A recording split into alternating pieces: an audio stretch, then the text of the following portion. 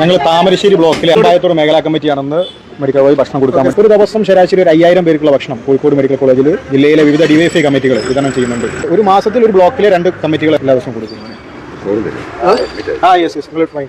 ഇതിനു വേണ്ടി എത്ര ദിവസത്തെ നിരക്കുണ്ട്? ഒരു മാസത്തെ ഞങ്ങളുടെ സംഘടനാ പ്രവർത്തനം ഇതിനു വേണ്ടി മാറ്റിവെക്കുകയാണ്. 5 തവണയെങ്കിലും ഞങ്ങൾ ഈ പൊതിച്ചോറ് കളക്ട് ചെയ്യാൻ വേണ്ടി വീട് കയറും. ആദ്യം എണ്ണം എടുക്കാൻ വേണ്ടി വീട് കയറും. അതിനുശേഷം അത് ഉറപ്പുവരുത്താൻ, കവർ കൊടുക്കാൻ, റബ്ബർ ബാൻഡ് ഉൾപ്പെടെയുള്ള അതിന്റെ കവർ പൊതിയുന്ന രീതി പരിചയപ്പെടുത്താൻ, അതിനുശേഷം ഇത് വാങ്ങിയെടുക്കാൻ, ഇങ്ങനെ 5 തവണയായി വീട് കയറിയ ശേഷമാണ് ഈ പൊതിച്ചോറ് ഞങ്ങൾ ഇവിടേക്ക് കൊണ്ടുവരുന്നത്. എത്രത്തോളം പ്രവർത്തകർ ഇന്നിപ്പോ നമ്മളെ ഈ ഒരു പ്രവർത്തനവുമായിട്ട് ബന്ധപ്പെട്ടുണ്ട്? 100-നടുത്ത് പ്രവർത്തകർ നമ്മളെ വർഗ്ഗഭോജന സംഘടനാ നേതൃത്വം ഉൾപ്പെടെ ഇതിന്റെ ഭാഗമായി വന്നിട്ടുണ്ട്. ഡിവൈഎഫ്ഐക്കാർ എന്നുള്ളതിനപ്പുറത്തേക്ക് ഇതൊരു ചാരിറ്റി പ്രവർത്തനം കൂടിയാണല്ലോ. പ്രദേശത്തെ എല്ലാ വിഭാഗം ആളുകളും ഞങ്ങൾ ഇതിന്റെ ഭാഗമായിട്ട് സഹായിച്ചിട്ടുണ്ട്. ഡിവൈഎഫ്ഐ എന്നുള്ളതിലല്ലാതെ ഞങ്ങളുമായി സഹകരിക്കുന്ന കുറെ ആളുകൾ ഇതിന്റെ ഭാഗമായി വന്നു ചേർന്നിട്ടുണ്ട്. ഇവിടെ ഭയങ്കര ചെലവാണല്ലോ. ഒരു കോളേജിൽ വന്നാലേ നമ്മളത് കട്ട് ചെയ്ത് കൊണ്ടു കൊടുക്കുന്നതിലും സന്തോഷം, അതുപോലെ തന്നെ കിട്ടുമ്പോൾ ഒരു വിവാദങ്ങൾ ആർക്കും ഉണ്ടാകും. നമ്മളിപ്പോ ഇത്രയും കാലത്ത് ഒരു എക്സ്പീരിയൻസിന് എടുക്കും. ഒരു വട്ടെങ്കിലും ഈ കോളേജിൽ കിടന്നവർക്ക് നമ്മളോട് ഇങ്ങോട്ട് വിളിച്ചിട്ട് ചോറിന് ആവശ്യപ്പെടും. അത് എത്ര വേണ്ടി വെച്ചാൽ നമ്മൾ ടൈം ആകുമ്പോൾ നമ്മളെ ഇങ്ങോട്ട് വിളിക്കും, തരാന്ന് പറയും. അനുഭവിച്ചവർക്കാർക്കും ഇതൊരു രാഷ്ട്രീയമായിട്ട് കാണാൻ കഴിഞ്ഞിട്ടില്ല എന്ന് പറയും. ബാക്കി ഇതുമായിട്ട് ബന്ധപ്പെട്ട് അനുഭവിക്കാത്ത പല ആളുകൾക്കും ഇതൊരു രാഷ്ട്രീയമാണ്. അല്ല, ഇതിലിപ്പോ പൊതിച്ചോറ് തരുന്നതിൽ ഈ പാർട്ടിയിൽ പെടാത്ത ആളുകൾ ഒരുപാട് ആളുകളുണ്ട്. പാർട്ടി, ജാതി, മത ഭേദമന്യേ എല്ലാവരും ഞാൻ പറയില്ല, ഒരു വട്ടം ഇവിടെ കിടന്ന് അനുഭവിച്ച ഒരാളും ഇതിനെ നിഷേധിക്കില്ല.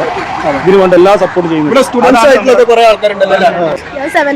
7th പഠിക്കുന്ന കുട്ടിയാണ് അല്ലേ? ഏത് സ്കൂളാ? ആദ്യമായിട്ടാണ് വരുന്നത്? സ്ഥിരമായിട്ട് വരാറുണ്ടോ? സ്ഥിരമായിട്ട് ഇതുമായിട്ട് ബന്ധപ്പെട്ട് പ്രവർത്തിക്കാൻ ഇഷ്ടമുള്ള ആളല്ലേ? എന്താണ് ഇങ്ങനെ ഒരു പ്രവർത്തനം കാഴ്ചവെക്കുന്ന സമയത്ത് മനസ്സിൽ തോന്നാറ്? നമുക്കൊരു സന്തോഷമാണ്. ഒരു നേരത്തെ ഭക്ഷണമല്ലോ കൊടുക്കുന്നത് അല്ലേ? നിങ്ങൾ പഠിക്കണേ?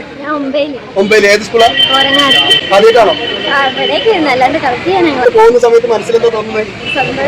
ഭക്ഷണം വാങ്ങിച്ചു പോകുന്ന ആളുകളുടെ മൊത്തം കാണുന്നത് സന്തോഷമാണ്. അപ്പോ ഇവര് കൊടുക്കുന്ന ആളുകൾക്കും വാങ്ങിക്കുന്ന ആളുകൾക്കും എല്ലാവർക്കും ഒരുപോലെ സന്തോഷം ഉണ്ടാക്കാൻ വേണ്ടിയിട്ടുള്ള ഇത്തരത്തിലുള്ള പ്രവർത്തനങ്ങൾ എല്ലാ ആളുകളും മാതൃകയാക്കണമെന്ന് മാത്രമാണ് ഈ ഒരു അവസരത്തിൽ പറയാനുള്ളത്. ചേച്ചിക്ക് എന്താ പറയാനുള്ളത്?